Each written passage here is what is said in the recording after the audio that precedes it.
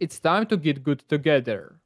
I will explain to you the significant issues that you're doing when you're defending, which is most likely stopping or slowing you getting better. Timestamps are available as I try to pair up similar tips together, as I didn't want to jump from one topic to another topic. Without any further ado, let's get going. Let me start off with a question. How many roamers and objective players had to be on the map? Was your answer 3 roamers and 2 anchors? And here's the issue of giving precise numbers on any map. People take it granted and literal. Let's go to Consulate, and when defending Garage and Cafeteria, one of the most played positions in the early round is to have someone on spirals watching passively lobby. This position is strong because your roamers, as long as you're in the position, knows that no one is in the lobby. No one is repelling outside statue. Benches windows are clear, and most likely, tellers are clear. What usually happens in ranked and even in higher ranks is you will have a player in the cafe behind white van and one possibly on side of the white van. And the rest 3 people will be running around. So this issue is to those that are in the objective. Don't give attackers to play a 5 versus 3. Help your roamers whenever you can. And this will bring us to extend your hold with utility. Most of us understand why we shouldn't be all anchoring or being in the objective, right? The same thing applies to the utility.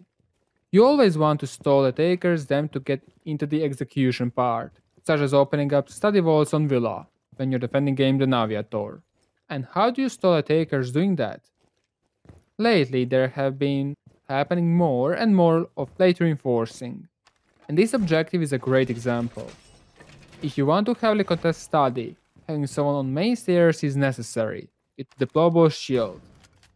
However, going back to the games could be a bit troubling, so having rotation like this and reinforcing it late is totally fine.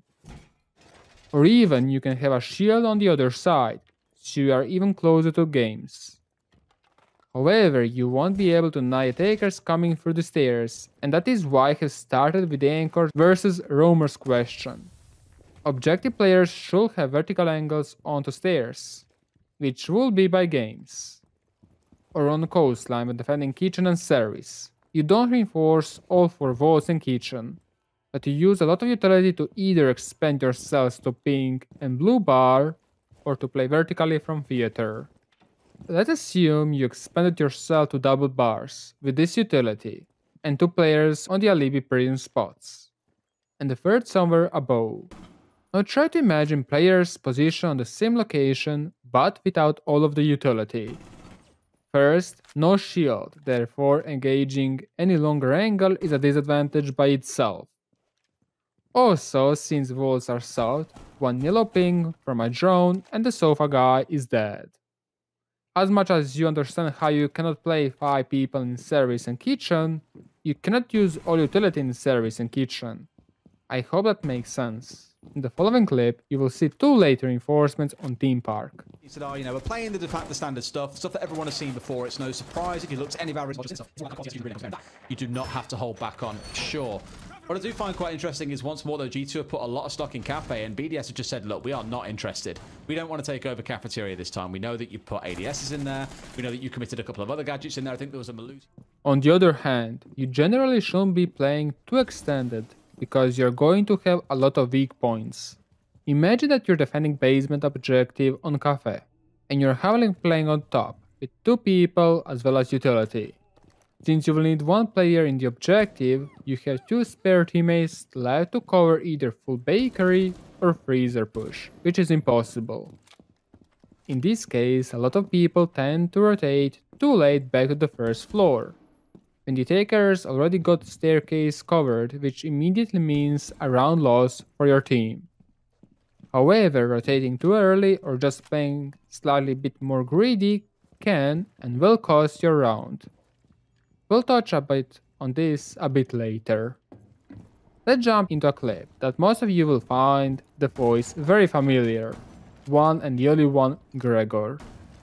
This problem is unique to Siege. For instance, and this is a personal anecdote, but me and my teammates here, we're doing a pretty basic default setup of using holes to look down into vents. And the other team was raging all game. They were calling us tryhards. It's crazy how in Plat Elo you can run into people who know really complicated strats that they watched from Pro League and people who don't know what to reinforce in the same Elo. CSGO has a huge... We also have touched this topic on Villa when defending games and Aviator. The games towards the vertical angle.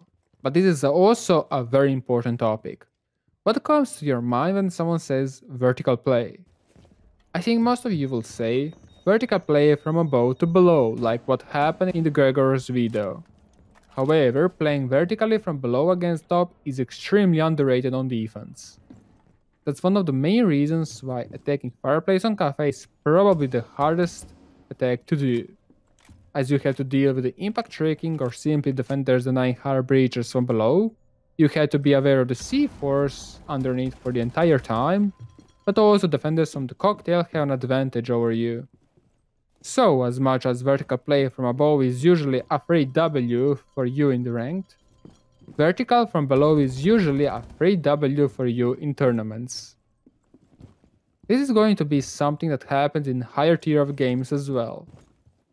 And it's down to not understanding fundamentals. You cannot play Clash or Mirage strats as you will play default ranked or comp strats. Just how SSG variant strats have different utility behind each own, Clash and Mirage strats should also be played with a different mindset. The issue behind this is you don't understand why you're doing what are you doing. Take a look at these questions that have recently made for soon 10-man's matchmaking rating system. More info can be found in the description if you're interested to play a competitive 10-man's. Try to give answers if you want to, but let's take a closer look to this question. Why do some teams reinforce this wall and the other teams leave there a gap? Have you seen the pattern of teams that reinforce the wall, what they are doing differently versus teams that they do not? If you want me to talk more deeper about any of the topic I have put here, feel free to let me know down in the comment section. I would say the biggest issue of all already named is hardly or not even adapting to what attackers did in the previous round. A lot of people tend to go for other objectives when a clear loss happened, without even trying to see what did they do wrong. That's fine reasoning, but you need to adjust any hold depending on what your attackers are doing. If attackers push you from Cafe when defending initiation and office on Team Park, you most likely can expect Cafe push even when defending Bank and Daycare. However, I would strongly advise you not to jump from an objective to another objective, because you have all the info you need to make your hold heavier. Just ask your teammates how did they manage to get pushed, and that's pretty much it. Put a deployable shield and a person on Cafe's door whilst having someone in Daycare, and that should do the trick. It's time to talk about your mentality. You need to understand the importance of your plays as well as the importance of the state of the round. Let me elaborate. You being on the top red when doing cash and CC hold. That is the most important place to be as a defender. You're denying a full construction push, and since it can be denied from cache itself, as the walls will be breached, if you lose the top red control, you also lose control of both objectives. CC is lost the moment they open up the CC walls, which happens every time. This is similar to blue when defending basement. What does this mean to you? You shouldn't play over-aggressive in these situations. Hold passive angles, as that will enable you to pick the attacker in perfect time. For more info, check out the video on the top right corner about 6 general reasons why people cannot improve. What does it mean, the importance of the state of the round? Well, for one, it will be a 4 versus 1. Now obviously, I don't need to tell you not to go to hunt the last guy. But the state of the round can also mean you may need to start to flank or generally to be a bit more aggressive. Example for both examples. Losing Gary control from Piano means a round loss.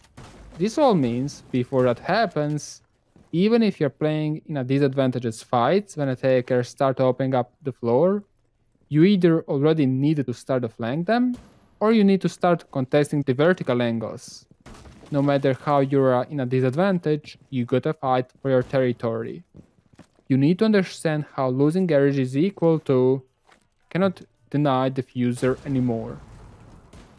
The mentality behind some of the crucial defender operators is also lacking. The amount of Goyo is a replacement to smoke, or use Goyo shield to pop it afterwards advices doesn't help. I'm not advocating how Goyo should never pop his shields. I'm just saying how your foes behind Goyo's shield should not be about popping it, but using it as a normal default deployable shield.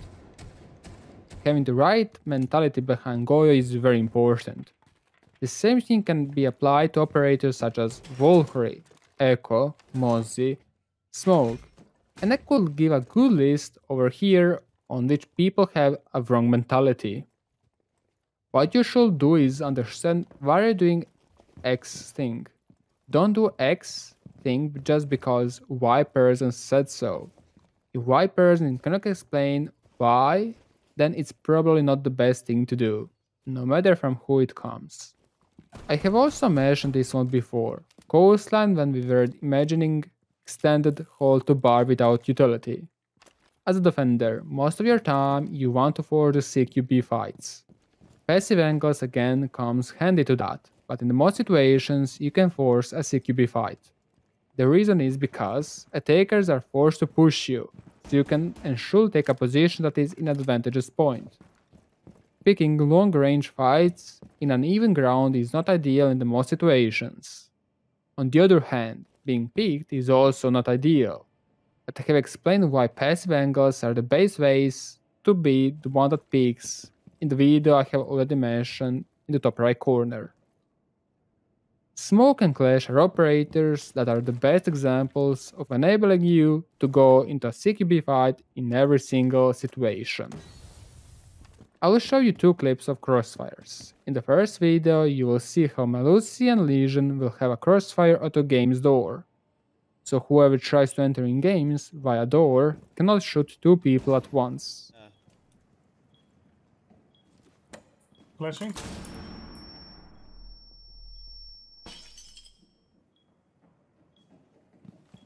In the following clip, you will see crossfires onto Meetings Hall.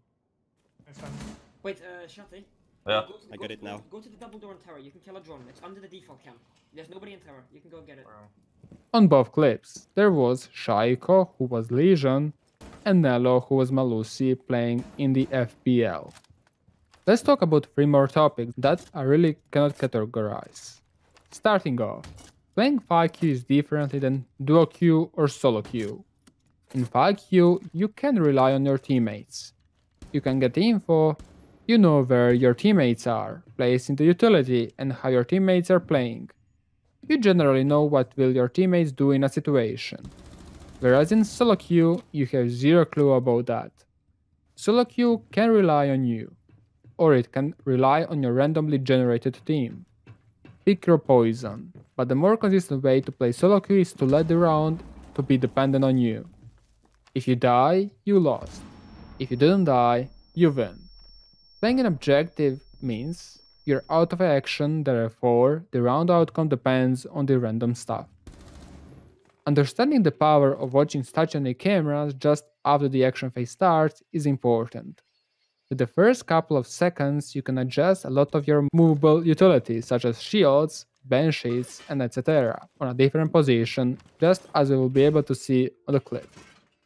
Multiple times. It's admin push. It's admin clear. Okay, I'm turning all my stuff then. I don't even understand how that works for you, but sure. Finally, but 2 things at once. If you don't know what to do in the preparation phase, hunt the drones. When anyone of you destroys the drone, say 1 drone destroyed. The next guy has to say 2 drones, etc. etc. After preparation phase, someone has to repeat how many drones were destroyed, so you know what you are dealing with.